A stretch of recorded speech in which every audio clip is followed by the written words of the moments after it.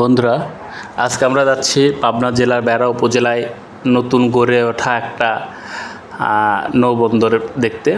নৌবন্দরে প্রবেশের পূর্বের পরিবেশ এটা।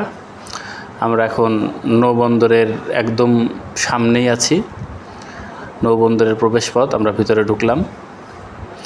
ঢুকে সামনে দেখতে পাচ্ছি অনেকগুলো শেড তৈরি করা আছে, অনেক জেটি দেখতে পাচ্ছি। জেটি থেকে জাহাজ থেকে জেটির মাধ্যমে বিভিন্ন মালামাল আনলোড করা হচ্ছে। অনেক সুন্দর লাইটিং করেছে, অনেক আলোকিত। যদিও জাহাজ এবং বিভিন্ন পরিবহনের চাপ একটু কম, কিন্তু দর্শনার্থীর ভিড় প্রচুর। বলা যেতে পারে এটাকে অনেকেই পর্যটন কেন্দ্র হিসেবে নিয়েছে। অনেক ফুটপথের দোকানদার এখানে আছে, যারা এখান থেকে ব্যবসা করে খাচ্ছে। আমরা সিরিয়াল অনেকগুলো জেটি ঘাট দেখতে পাচ্ছি, জাহাজের ঘাট দেখতে পাচ্ছি, প্রচুর লোক দেখতে পাচ্ছি। যদিও আমি ভিড় এড়ানোর জন্য ছুটির দিন ব্যতীত গিয়েছিলাম, তবুও এত মানুষ। ছুটির দিনগুলোতে হাজার হাজার দর্শনার্থীর আসে। আমরা একটি জেটি ঘাটে যাব।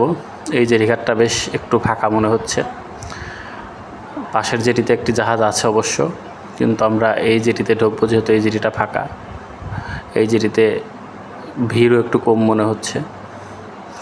আমরা জেটির মধ্যে প্রবেশ করলাম, জেটি ঘাটে প্রবেশ করলাম। রাত হয়ে গিয়েছে, আকাশে অনেক সুন্দর চাঁদ।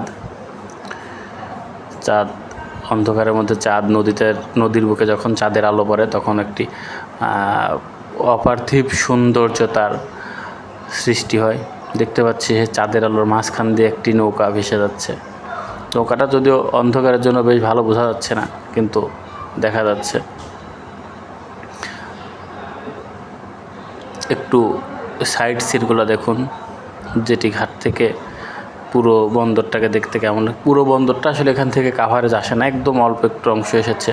পুরো বন্দরটা আসলে অনেক বড়। হ্যাঁ, আমরা যেদিন সেখানে গিয়েছিলাম